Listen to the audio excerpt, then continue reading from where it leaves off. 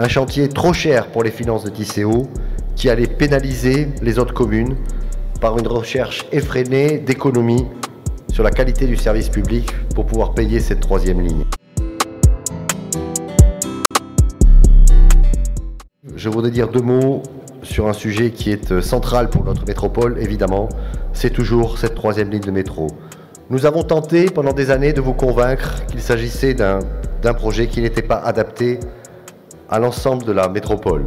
Pour 5 raisons, un projet initialement à 17 km et 1,4 milliard qui a été multiplié par 2, un chantier très important, trop important à notre avis pour la métropole, un chantier trop cher pour les finances de Tisséo qui allait pénaliser les autres communes par une recherche effrénée d'économies sur la qualité du service public pour pouvoir payer cette troisième ligne.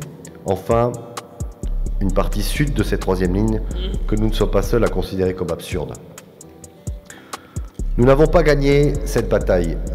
Nous n'avons pas réussi à convaincre l'ensemble des membres de cette métropole, de ce conseil métropolitain, que ce projet était surdimensionné et mettait en danger l'avenir des transports en commun de notre ville. Maintenant que cela est derrière nous et que ce projet est validé, nous considérons qu'il y a une urgence et une absolue nécessité de venir devant cette Assemblée pour présenter une nouvelle étude de soutenabilité budgétaire, la 4e. La question que nous posons est la suivante, Monsieur le Président. Quelle est désormais l'estimation globale de ce projet?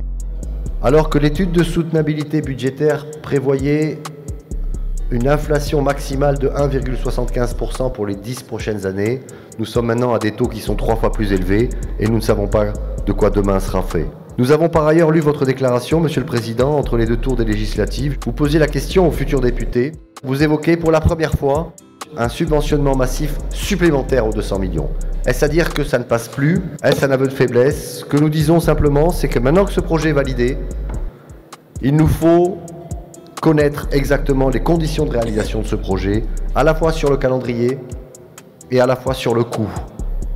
J'en profite pour demander si vous avez demandé une deuxième tranche à la Banque européenne d'investissement qui nous avait accordé que 400 millions sur les 3,5 milliards demandés.